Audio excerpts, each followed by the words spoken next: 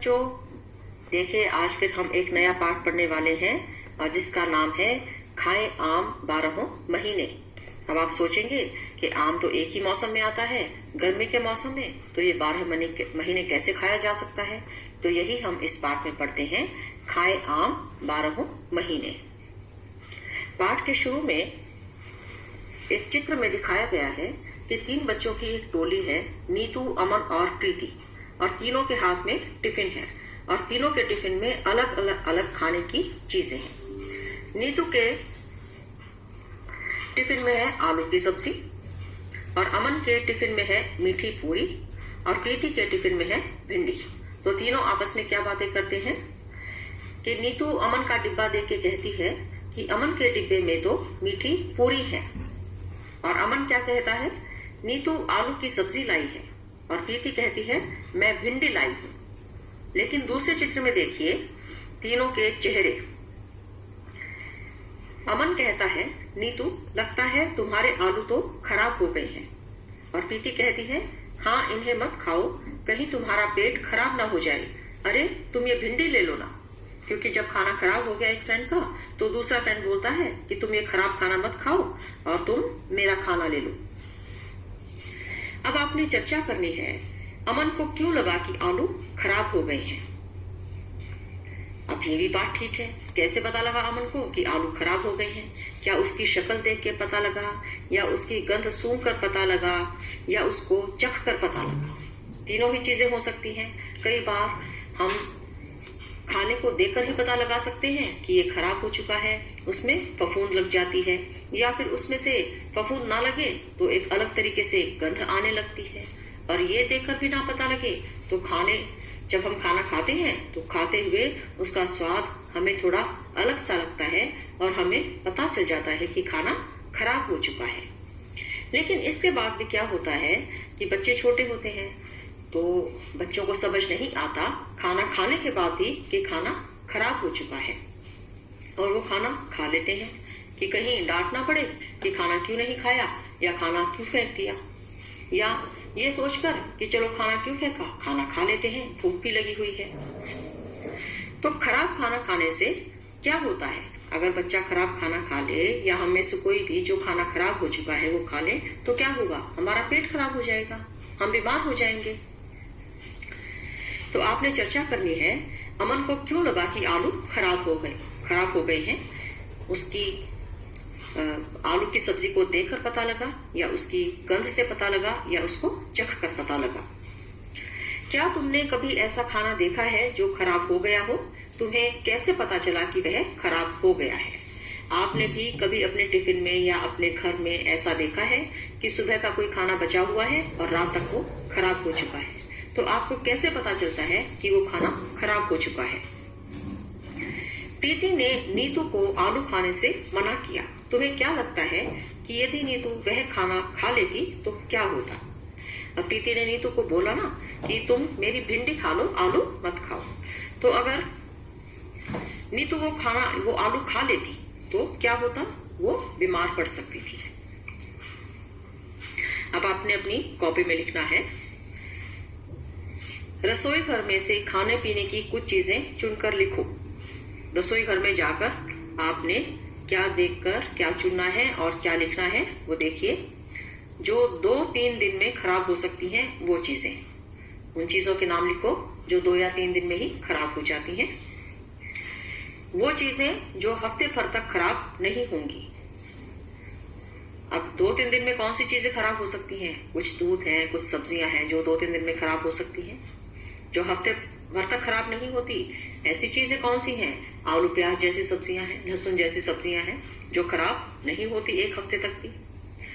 कुछ ऐसी चीजें उनके नाम लिखिए जो महीने भर तक खराब नहीं होंगी, जैसे कि कुछ दालें हैं, कुछ मसाले हैं, वो महीने भर तक खराब नहीं होंगे। अपने दोस्त की सूची देखो और उस पर चर्चा करो। आप अपने किचन में जाके सूची बनाइए, अपने रसोई घर में जाकर सूची बनाइए, और अपने दोस्त की भी सूची देखिए जो उसने अपने रसोई घर में जाकर बनाई है। आप अपनी मम्मी से पूछकर भी ये सूची बना सकते हैं, अपने घर में बड़ों से पूछकर भी ये सूची बनाइए, और आपस में सभी दोस्त बैठकर उस पर चर्चा कीजिए। क्या तुम्हारी सूची हर मौसम में यही रहेगी? क्या बदलेगा? अब मान लीजिए अब गर्मी का मौसम है, तो गर्मी के मौसम में रसोई घर में अलग तरीके की सब्जियां होंगी, और अगर सर्दी का मौसम आएगा तो अलग तरीके की सब्जियां होंगी और फल होंगे। अब गर्मियों में अगर दूध बाहर रखा है तो वो कितनी देर तक खराब होगा, और सर्दियों में दूध बाहर रखा है तो वो कितनी देर तक खराब होगा, ये भी आपने देखना है, अपने बड़ों से पूछना है, माँ से पूछना है और फिर लिखना है और इस पर चर्चा करनी है। तुम्हारे घर पर खाना खराब हो जाता है तो तुम उसका क्या करते हो? अब बच्चों, आपको पता लग गया, माँ को पता लग गया कि खाना खराब हो गया है, तो फिर उसका क्या करेंगे? उसे फेंकेंगे, या उसे हम मिट्टी में डालकर उसकी खाद बनाएंगे, या उसका आप अपने अपने घर में क्या करेंगे खराब खाने का? बीजी ने लौटाई ब्रेड। अमन की बीजी बाजार से ब्रेड लेने गई। दुकान पर काफी भीड़ थी। जल्दी में दुकानदार ने ब्रेड का एक पैकेट दिया, पर बीजी ने पैकेट देखकर उसे लौटा दिया। क्या तुम पैकेट की तस्वीर देखकर अनुमान लगा सकते हो कि बीजी ने पैकेट क्यों लौटा दिया होगा? उन्हें ब्रेड खराब क्यों लगी?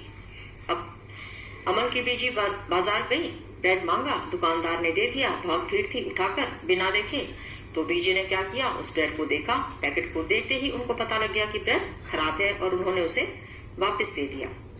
तो बीजी को कैसे पता लगा कि ब्रेड खराब थी? अब इसको दो तरीके से पता लगाया जा सकता है। पता करो, खाने की किन्हीं 2-3 चीजों के पैकेट देखो। पैकेट पर दी गई जानकारी से हमें क्या क्या पता चलता है। जब तुम बाजार से कोई सामान खरीदते हो तो पैकेट पर लिखी हुई कौन सी जानकारी देखते हो?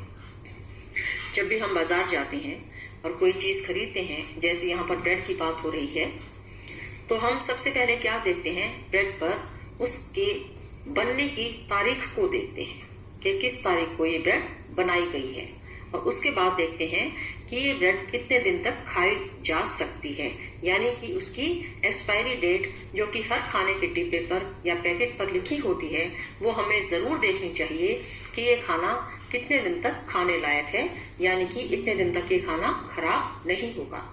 एक तो हम उस पर जो लिखी हुई जानकारी है उसको देखकर अंदाजा लगा सकते हैं कि ये खाना खाने लायक है या नहीं। दूसरा, जैसे बीजी ने ब्रेड के पैकेट को देखकर ही समझ लिया कि ब्रेड खराब है, वो उन्हें क्यों लगा? क्योंकि ब्रेड की शक्ल में ब्रेड का जो रंग है उसे देखकर ही उन्हें पता लग गया कि इसका रंग थोड़ा अलग था, उस पे फफूंद लग चुकी थी। उस फफूंद को देखकर उन्होंने अंदाजा लगाया कि ब्रेड खराब हो गई है। अब खाना कैसे होता है खराब? इसके लिए आप घर में ही एक प्रयोग करके देखिए कि खाना कैसे खराब होता है। इस प्रयोग में क्या दिखाया गया है कि एक ब्रेड का टुकड़ा लीजिए अपने घर में और उसको थोड़ा सा गीला कर दीजिए पानी से, या रोटी भी ले लीजिए या ब्रेड ले लीजिए और उस पर पानी की कुछ बूंदे डालकर उसे थोड़ा गीला कर दीजिए और उसे एक डब्बे में बंद कर रख दीजिए। जब आप देखेंगे अगले दिन, उससे 2 दिन बाद, 3 दिन बाद, रोज जब आप उस ब्रेड के टुकड़े को देखेंगे तो आप उसमें क्या क्या बदलाव देखेंगे, ये आपने एक तालिका बनानी है और उसमें उस बदलाव के बारे में लिखना है। अब इस एक तालिका हमारे सामने दी गई है जिसमें दिया गया है, पहला खाना है दिन का, कि पहला दिन, दूसरा दिन, तीसरा दिन, चौथा दिन, 5वां दिन और 6वां दिन। दूसरा खाना है, उसमें लिखा है कि ब्रेड को छूने में क्या क्या बदलाव आया होगा, तो छूने में जो बदलाव महसूस होता है उसके बारे में लिखना है। उसके बाद गंध में क्या बदलाव आया उसके बारे में लिखना है। फिर हैंड लेंस से देखने में क्या बदलाव आया, जब आप किसी लेंस से उसे देखेंगे तो पास से आपको बहुत सारी चीजें नजर आएंगी जो बिना लेंस के नहीं नजर आ रही थी। और उसके रंग में क्या बदलाव आया, ब्रेड का रंग सफेद था, अब धीरे धीरे वो कैसा होता चला गया। तो ये सभी बदलाव आपने अपने घर में प्रयोग करके देखने हैं और स्वयं ही लिखने हैं। आप देखेंगे कि रोज ब्रेड के छूने में या तो वो सख्त होती चली जाएगी और ज्यादा, उसकी गंध में वो गंध आप नहीं सूंघ पाएंगे, गंदी होती चली जाएगी। और जब उसको पास से लेंस से देखेंगे तो उसमें बहुत सारे बैक्टीरिया, जीवाणु आपको दिखाई देने लग जाएंगे और उसके रंग में, और उसका रंग भी आपको बदलता हुआ दिखाई देगा। ये सभी बदलावों के बारे में आपने उस तालिका में लिखना है। पता करो इस बदलाव का क्या कारण हो सकता है, ब्रेड पर फफूंदी कहाँ से आई होगी। अब आप देखिए कि फफूंदी लाकर डाली तो नहीं है ब्रेड के ऊपर, वो अपने आप ही उस पर कैसे आ गई, क्योंकि जब कोई चीज खराब होती है तो उस पर फफूंद लग जाती है, जिससे पता चल जाता है कि ये चीज खराब हो चुकी है। अलग अलग खाना कई तरह से खराब हो सकता है। कुछ खाना जल्दी खराब होता है तो कुछ देर में। खाना किन कारणों से और किन स्थितियों में जल्दी खराब हो सकता है, उसकी सूची बनाओ। अभी हमने थोड़ी देर पहले पढ़ा था कि कुछ खाने 2 या 3 दिन में खराब हो सकते हैं, कुछ खाने 1 हफ्ते तक चल सकते हैं, कुछ महीनों तक भी चल सकते हैं। तो किस किस खाने को खराब होने में कितना समय लग सकता है, कौन कौन सा खाना किस किस तरह से खराब हो सकता है, इसके बारे में भी जब आप अपने रसोई घर में जाएंगे, चीजों के बारे में पूछेंगे, उन पर प्रयोग करके देखेंगे, तो आपको पता चलेगा कि कौन सा खाना जल्दी खराब होता है और कौन सा देर में, और ये खाना क्यों जल्दी और देर से खराब होता है और किन कारणों से खराब होता है, ये भी आपको अपनी सूची में लिखना है। दी गई तालिका में एक तरफ खाने की कुछ चीजों के नाम हैं और दूसरी तरफ उन्हें 1-2 दिन तक खराब होने से बचाने के लिए कुछ घरेलू उपाय। खाने की चीजों का उनके उपाय से लाइन बनाकर मिलान करो। अब आप नीचे एक तालिका देखिए, उसमें चीजें एक पहले खाने में है चीजें और उसके सामने लिखे गए हैं घरेलू उपाय। तो चीजों के नीचे लिखा है दूध, पके हुए चावल, हरा धनिया, प्याज और लहसुन, और घरेलू उपाय लिखे गए हैं। अब आपने घरेलू उपाय पढ़कर ये पता लगाना है कि इनमें से दूध के लिए कौन सा घरेलू उपाय किया गया है, पके हुए चावल को बचाने के लिए कौन सा घरेलू उपाय किया गया है, हरे धनियों को बचाने के लिए कौन सा घरेलू उपाय किया गया है, और प्याज और लहसुन को बचाने के लिए कौन सा घरेलू उपाय किया गया है। जिस भी चीज के सामने जो उपाय लिखे गए हैं वो उसका उपाय हो वो जरूरी नहीं है। आपने ये मिलाकर सही इसका उत्तर लिखना है। जैसे दूध को खराब होने से बचाने के लिए हम दूध को उबालते हैं। आपने घर में देखा होगा, दूध को उबालते हुए माँ जब भी दूध पिलाती है बच्चों को, उससे पहले दूध को उबालती है और फिर ठंडा करके पिलाती है। पके हुए चावल का हम क्या करते हैं, आप बताइए। उसको हम खराब होने से बचाने के लिए क्या करते हैं, उसे हम खुले में रखते हैं।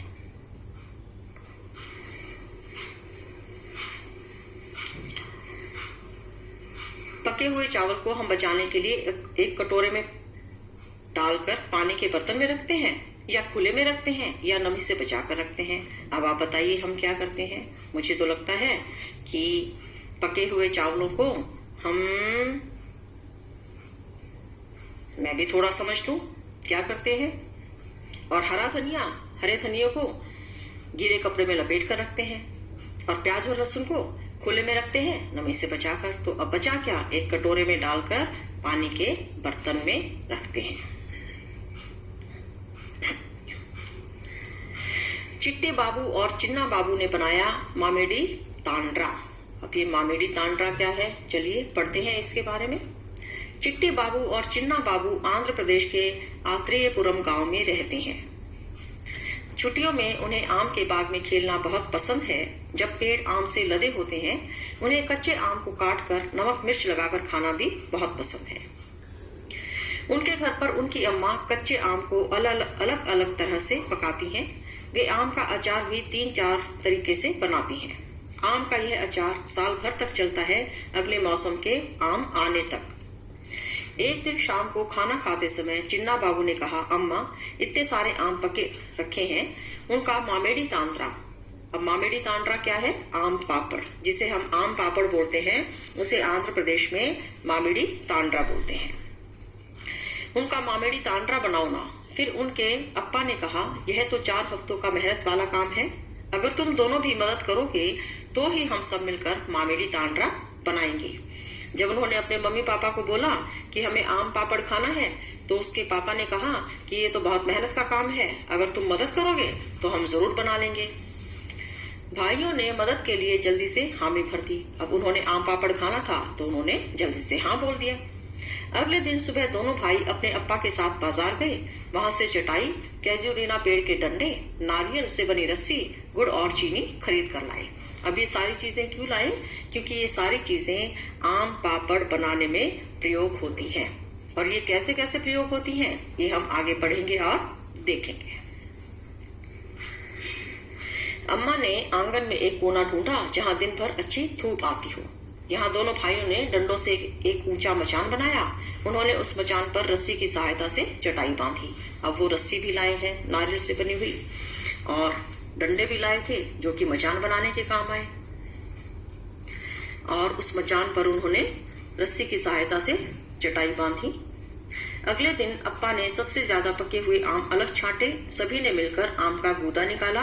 फिर एक बड़े से बर्तन पर पतले सूती कपड़े से आम के रस को छाना ताकि गूदे में आम के रेशे ना रहें। आप भी आम पापड़ बनाना सीख सकते हैं क्योंकि उन्होंने बहुत अच्छे तरीके से बताया है कि आम पापड़ कैसे बनाया जाता है। सबसे पहले ही पके हुए आमों का गूदा निकाला और फिर उनको एक सूती कपड़े से छाना। चिट्टे बाबू ने गुड़ को अच्छे से तोड़ा ताकि उसमें बिल्कुल गांठ ना रही। फिर उन्होंने आम के रस में बराबर मात्रा में गुड़ और चीनी डाली। चिन्ना बाबू ने उसे बड़े चम्मच से खूब अच्छी तरह मिलाया। अम्मा ने इस मीठे गूदे की एक पतली सी परत चटाई पर फैला दी। फिर उसे धूप में सूखने के लिए छोड़ दिया। दिन छिपने पर उन्होंने चटाई को एक साड़ी से ढक दिया। अगले दिन उन्होंने फिर से आमों का गूदा निकाला, उसमें चीनी गुड़ डाला। फिर पिछले दिन वाली आम की परत पर एक और परत जमा दी। चौथे दिन से अम्मा ने बाकी का काम चिन्ना बाबू और चिट्टी बाबू को खुद करने को कहा। दोनों ने मिलकर ऐसे ही कई परतें जमाई। अगले 4 हफ्ते तक उन्हें यही चिंता रही कि कहीं बारिश ना हो जाए। 4 हफ्ते बाद आम पापड़ की परत पर परत 4 सेंटीमीटर की हो गई और एक सुनहरी बिछोनी की तरह लगने लगी। कुछ दिन बाद भानुमती ने कहा, अब आम पापड़ तैयार है, कल हम उसे निकालकर उसके टुकड़े काटेंगे। तो उन्होंने आम पापड़ कैसे बनाए? पहले उनका गूदा निकाला, छाना, फिर उसमें गुड़ और चीनी मिलाई और उसको खूब अच्छी तरह मिलाकर एक चटाई पर पतली परत के रूप में फैलाया और उसे धूप में सूखने के लिए रख दिया। और रोज उन्होंने इसी तरीके से किया और पहले वाले आम पापड़ के ऊपर वो परत बनाते चले गए। तो इस प्रकार से उनकी 4 सेंटीमीटर मोटी परत तैयार हो गई। लेकिन उनको बीच में एक चिंता बहुत रही कि कहीं बारिश ना आ जाए। अगर बारिश आ जाती तो क्या होता बच्चों? बारिश आने के बाद आम का जो गूदा निकाला था उन्होंने सूखने के लिए रखा था, वो ना सूखता और बारिश की वजह से वो खराब हो सकता था, क्योंकि उसमें नमी आ जाती और सही समय पर अगर वो नहीं सूखेगा तो भी वो खराब हो सकता था। अगले दिन उन्होंने आंगन में मचान पर से चटाई हटाई और उस पर साड़ी इसलिए डाली, इसको ढक के रखा ताकि उस पर कोई गंदगी ना आने पाए, मक्खियां ना बैठने पाए। अगले दिन उन्होंने आंगन में मचान पर से चटाई हटाई, आम पापड़ की परत को छोटे टुकड़ों में काटा और अपना बनाया हुआ आम पापड़ चखा। चिन्ना बाबू बोले, वाह, मजा आ गया, आखिर अपना हाथ भी तो लगा है इसमें। जैसे हम घर में कोई चीजें मिलकर जब बनाते हैं और वो बहुत स्वादिष्ट बनते हैं तो हम कैसे बोलते हैं, मैंने बनाई है ना, इसीलिए बहुत स्वाद बनी है। अब आप लिखिए, आम के गूदे में गुड़ और चीनी मिलाकर धूप में क्यों सुखाया होगा? अब आप बताइए क्यों सुखाया? ताकि वो अच्छे से सूख जाए, तभी तो वो पापड़ बनेगा ना जम के, नहीं तो वो गूदा है, बहुत गीला है। बाबा ने आम पापड़ बनाने के लिए सबसे पके हुए आम पहले क्यों छाटे सबसे पके हुए आम के? एक तो उनका गूदा, आम पापड़ बनाने के लिए पके हुए आम का गूदा चाहिए था। दूसरा, जो आम पका हुआ है उससे पहले अगर दूसरा आम ले लेते तो पका हुआ आम थोड़े समय बाद खराब हो सकता था, इसलिए सबसे पहले पके हुए आमों का ही गूदा निकाला। भाइयों ने मामिड़ी तांडरा कैसे बनाया, अलग अलग चरण समझाओ। अब ऊपर पाठ में आपने पढ़ा कि कितने अच्छे से उन्होंने बताया है कि पहले आम का गूदा निकाला, उसके बाद उसको सूती कपड़े से छाना, उसके बाद उसमें बराबर मात्रा में गुड़ और चीनी को बहुत अच्छे से मिलाया और फिर उसको धूप में चटाई पर फैलाया और रोज ऐसे ही अलग अलग परत एक के ऊपर एक बनाई, जिससे वो 1 महीने में 4 हफ्तों में सूखकर आम पापड़ बनकर तैयार हो गया। तुम्हारे घर में कच्चे व पके हुए आम से क्या क्या बनाते हैं? तुम्हें कितनी तरह के अचार के बारे में पता है? सूची बनाओ तथा कक्षा में साथियों से उस पर बातचीत करो। हम सब घर में अचार खाते हैं, अलग अलग तरीके के अचार खाते हैं। कोई आम का अचार पसंद करता है, कोई नींबू का अचार पसंद करता है, कोई आंवले का अचार पसंद करता है, कोई मिर्च का अचार पसंद करता है। तो इस तरीके से सबके घर में अलग अलग तरह के अचार होते हैं। और जब आम का सीजन होता है, आम का मौसम होता है, तो माँ कच्चे आम मंगवाती है और उनका अचार डालती है। तो आप अपने घर में आम के मौसम में कच्चे और पके हुए आम से क्या क्या बनाते हैं, सोचिए और लिखिए। जैसे गर्मियों के मौसम में मैंगो शेक बहुत ज्यादा बनता है पके हुए आम से। कच्चे आम की चटनी बनती है, आम पन्ना बना लेते हैं या आम का अचार डाल लेते हैं। तो आप अपने घर में आपकी मम्मी क्या बनाती है कच्चे और पके हुए आमों से, उसके बारे में लिखिए। दूसरा, आपको कितनी तरह के अचारों के बारे में पता है, उसके बारे में भी लिखिए। अब कुछ बच्चों के घर में तो बहुत ही अलग तरीके के अचार होते हैं जो बाकी बच्चों ने सुने भी नहीं होते। जैसे हम छोटे थे तो हमारी एक सहेली आलू का अचार लाती थी जो हमने कभी सुना भी नहीं था। आलू का अचार कभी आपने सुना है बच्चों? तो तुम्हें कितनी तरह के अचार के बारे में पता है, सूची बनाओ तथा कक्षा में साथियों से उस पर बातचीत करो। पता करो और चर्चा करो। अभी आपने क्या पता करना है? क्या तुम्हारे घर पर कोई अचार बनाता है? कौन सा अचार कौन बनाता है? उन्होंने यह तरीका किससे सीखा? जैसे घर पर मान लीजिए माँ अचार बनाती है या किसी से बनवाती है, तो वो अचार आप पूछिए कि उन्होंने किससे बनाना सीखा और कौन सा अचार बनाना सीखा। तुम्हारे घर में बनने वाली किसी एक अचार बनाने में किन चीजों का इस्तेमाल होता है? अचार बनाने का क्या क्या तरीका है? अब मान लीजिए घर में आम का अचार बनता है तो उसको किस तरीके से बनाया जाता है। अब जरूरी तो नहीं कि अचार एक ही तरीके से बनाया जाए, मैं किसी और तरीके से बना सकती हूँ, आप किसी और तरीके से बना सकते हैं। तो आपके घर में अचार बनाने के लिए किन चीजों का इस्तेमाल होता है और उसका क्या तरीका है, इसके बारे में भी लिखिए। पापड़, चटनी, बढ़िया, सॉस आदि तुम्हारे यहाँ कैसे बनाते हैं? ये सारी चीजें भी सबके घरों में अलग अलग तरीके से या अलग अलग चीजों की बनाई जाती होंगी। तो इसके बारे में भी अपनी माँ या दादी से पूछिए कि वो कैसे बनाते हैं। पुणे से कोलकाता तक रेलगाड़ी से जाने में 2 दिन लगते हैं। अगर तुम्हें उस सफर में जाना हो तो तुम खाने में क्या ले जाना पसंद करोगे, उसको पैक कैसे करोगे? सब मिलकर ब्लैक बोर्ड पर एक सूची बनाओ। सबसे पहले क्या खाओगे? इसका क्या तात्पर्य है कि मान लीजिए आप किसी रेलगाड़ी में लंबा सफर कर रहे हैं, आपको 2 दिन तक सफर करना है रेलगाड़ी में, तो आप अपने साथ खाने की कौन कौन सी चीजें ले जाना पसंद करेंगे या आसानी से ले जा पाएंगे, और जो भी आप ले जा पाएंगे उसको आप किस तरीके से पैक करके लेके जाएंगे। अब रेलगाड़ी में ज्यादातर हम सूखा खाना ही लेके जाएंगे जो कि खराब ना हो, 2 दिन तक खराब ना हो और उससे हमारी भूख भी मिट जाए। ज्यादातर हम देखेंगे हम मठिया ले जाएंगे, हम चिप्स ले जाएंगे या पापड़ ले जाएंगे, उसके साथ अचार या चटनी लेके जा सकते हैं जो खराब ना हो, लेकिन उसे हम पैक करेंगे किसी हवाबंद डब्बे में ताकि वो नमी लग के खराब ना हो। अब आप खुद सोचिए, खुद पूछिए घर में कि हम खाने को कैसे पैक करेंगे। हम क्या समझे? ये जो हमने पाठ पढ़ा, ये जो हमने उदाहरण देखे, ये जो हमने प्रश्न पूछे, इससे हमें क्या समझ आया? शीशियों में अचार रखने से पहले शीशियों को धूप में सुखाया जाता है, क्यों? अगर किसी शीशी में थोड़ा पानी रह जाए तो क्या होगा? क्या तुम्हें ब्रेड वाला प्रयोग याद है? घर में जब मम्मी या दादी अचार डालती हैं तो वो सबसे पहले जिस बर्तन में अचार डालती हैं उसे धूप में रखकर अच्छे से सुखा लेती हैं। उसका कारण क्या है कि अगर उसमें थोड़ी सी भी नमी रह गई, थोड़ा सा भी पानी रह गया, तो वो उस अचार को खराब कर सकता है, क्योंकि नमी लगते ही चीजें खराब हो जाती हैं।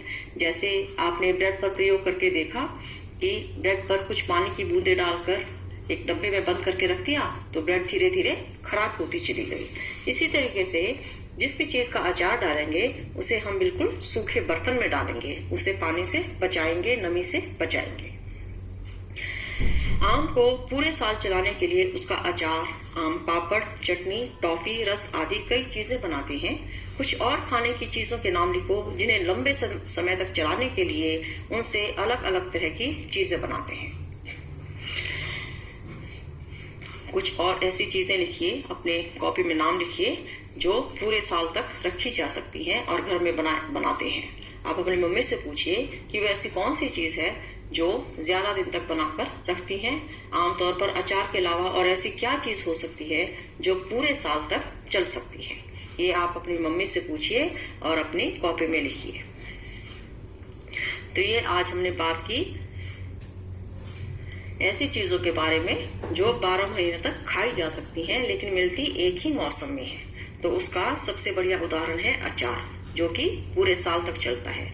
और जो आम पापड़ बनाना सीखा उसे भी आप चित्र में देख सकते हैं कि कितने अच्छे तरीके से दिखाया गया है कि दोनों बच्चे खेलते हुए दिखाए गए हैं और अपने फादर से फिर बोलते हैं कि आम पापड़ बनाया जाए, और फिर दिखाया गया है कि आम का गूदा निकाला जा रहा है और माँ उसको चटाई पर फैला रही है मिलाने के बाद, और फिर बच्चे उसको बहुत स्वाद लेकर खा रहे हैं। तो ये चित्र भी बहुत अच्छा बनाया गया है।